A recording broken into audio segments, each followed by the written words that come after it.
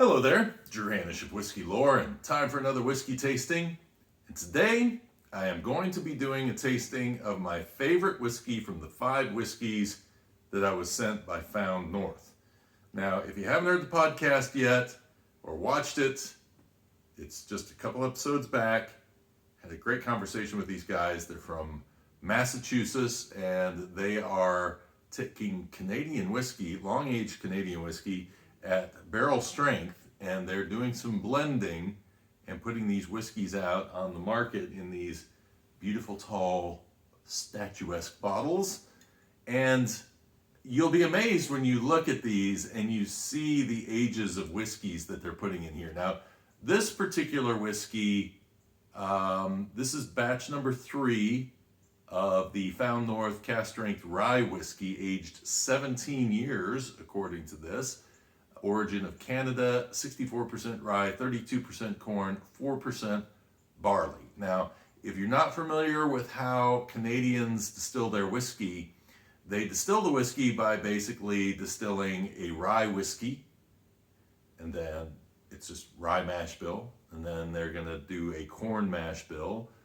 They may do a single malt barley mash bill. They may do a wheat mash bill. And the idea is that once they've aged all these, they blend together whatever combination they want to. And one of the things I talked with Zach and Nick about on the podcast was about the advantage of that. Because if you think about it, with an American whiskey, like a bourbon, when you're aging, let's take a rye. Let's take a rye like Rittenhouse rye.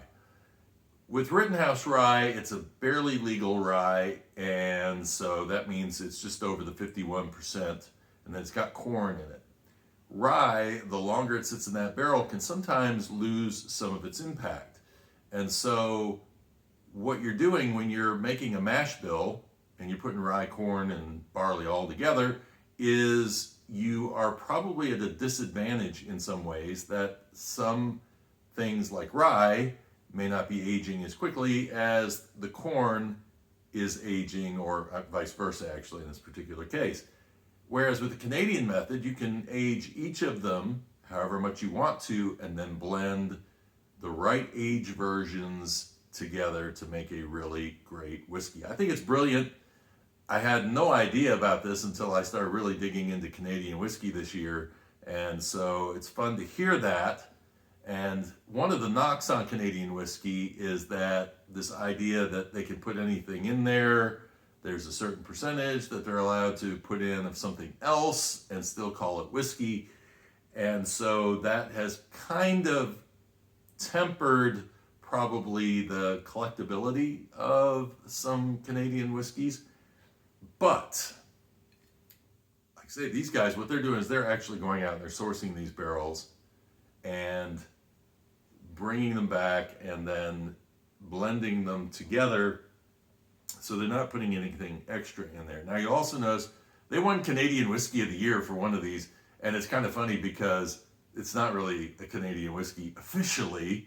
It's made with Canadian whiskeys, but because it's been blended together in the United States, that takes it out of the realm of actually being a Canadian whiskey. So good for them not putting Canadian whiskey on there. It does say that it is spirit that came from Canada, and it also says on here that it's in an American oak barrel, but this is actually a much more complex mix of whiskeys. And so there are 5 different barrels of whiskey used for this, and you can go on their website and you can look up what the combinations are for each of their different whiskeys that they're doing. And so with that, let's go over these 5 barrels of whiskey that they used to make this, because when you read this and you go age 17 years, you're like, wow, I mean, that's pretty awesome, 17-year whiskey. Well, there's older whiskey in here. Of course, the rule is that the youngest whiskey in the blend is the oldest age that you can put on that bottle. So in this particular case, there is a 17-year-old whiskey in there, but that 17-year-old whiskey is just a small component of this. So There's a 17-year rye in there that was aged in Hungarian oak. That is the youngest whiskey in there. Then there's several that are at 18 years. So there's a 18-year rye that's been aged in Speyside Scotch barrels. Not sure which distillery they got those barrels from. An 18-year rye that's been aged in tequila barrels. Interesting. Okay, and then there's a 21-year-old corn whiskey, as well as that's been in the ex-American oak. And then there is a 25-year corn that was aged in Hungarian oak. So what I'm telling you here is that you can go find your Pappy Van Winkle 21, 23 and spend an exorbitant amount of money trying to taste an older whiskey when you could spend a small fraction and end up tasting something like this, which you can yell at me if you want to. I don't care. I would take this over Pappy Van Winkle. If you were going to give me a bottle, I would take this before I would take a Pappy Van Winkle. And the reason is because those 23 and 21-year-old Pappy Van Winkles are going to be very oak forward. And what you're going to find out with this particular whiskey is that Canadian climates, the way they're managing these, that they are not aging these in brand new barrels, but they're aging them in used barrels. I mean, you heard the ages on these whiskeys. This stuff is not as dark as molasses. It is a whiskey that is a very nice bourbony kind of a color. It's probably a little lighter than what you would expect out of a bourbon, but it's darker than what you would expect out of a Scotch or Irish whiskey. No color added to this. You really don't need to. It's a great presentation just as it is. So let's go in and do a nosing and a tasting on this particular whiskey. Smelling the years. And a nice bit of baking spice and caramel hits the nose right off the bat. Now it's a rye whiskey, but it's got corn. It's got a good blend of corn in it as well. There's a nice herbally rye that comes in there that just blends nicely with those bourbon forward type notes. Maybe a little almond that I'm pulling in there, nutty character, but as you will notice, I am not sitting here saying, oh, well, that's just a oak bomb, because it's not. This is really, really nicely done in terms of trying to pull out some well-aged whiskeys without them becoming dominated by the container that they sat in. There's actually even a little popcorn note in this. A little buttered popcorn. One thing you'll notice I'm not saying is I'm not getting a maple note on this. And a lot of people will complain about Canadian whiskey because they say it's too sweet, it's got the mapley note. I'm not really necessarily getting a mapley note out of this particular whiskey. Cheers.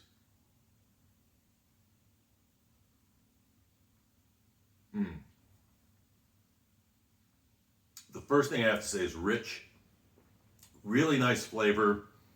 Oh, there's a note there that I can never quite put my finger on. I am getting a gingery note and a little molasses note.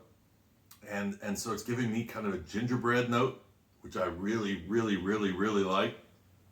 There's a little leather note in there. But again, for a whiskey that's aged as long as this is, I'm drinking years worth of whiskey here, it's not coming off as overdone.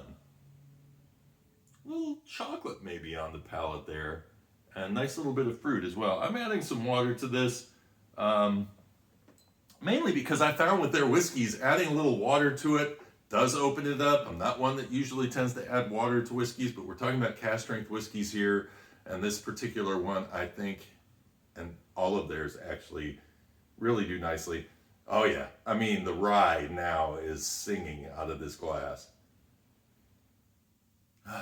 And some of those warehouse notes are coming in as well. Oh, the herbally character of that rye it's just nailing it right now.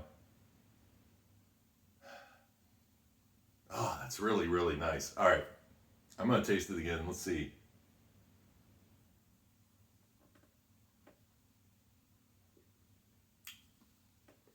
More of the caramel note coming out a little bit on that. Again, the rye seems to be enhanced a bit. It went from an herbally rye to almost a Swedish, not Swedish as in the country, but sweet-ish flavor on that. It's really, really interesting. It still holds its body. Maybe there's a little fruit note coming in there as well. I'm trying to find where some of that Speyside cask influence may be coming in. If it's there, it's very light. The rye is really holding sway over this profile. But it's not a rye that's going to burn as you drink it. As I say, there's a little gingery note, but it's not aggressive. So for people who think, oh, I don't like rye because it's way too spicy, this is not spicy. And at the ABV it's at, with water, without water, it's a nice drinkable whiskey. Got a great mouthfeel to it. So yeah, I'm impressed. This was my favorite out of the ones that I did the tasting on. But I will taste the other four over time and get you my opinions on those and tell you a little bit more about those as well, because I think they're definitely worth reviewing on their own. If you want to find out more about those guys, check out the podcast episode. They're also at foundnorthwhiskey.com. They spell whiskey without an E because that's the way the Canadians do it.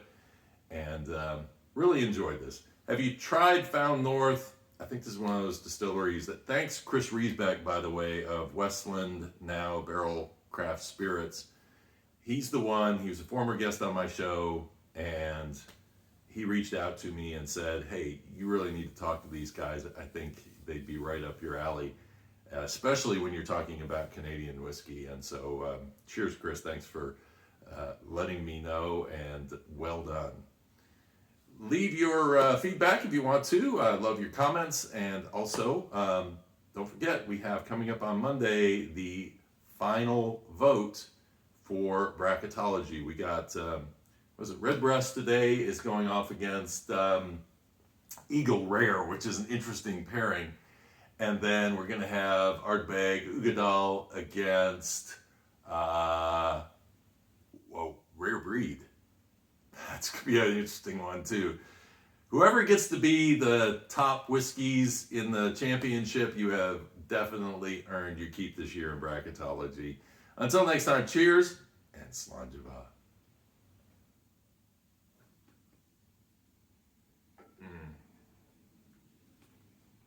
Gingerbread cola. Oh, there's some other stuff coming through on this as well. Really, really interesting. Graham cracker note. Yeah.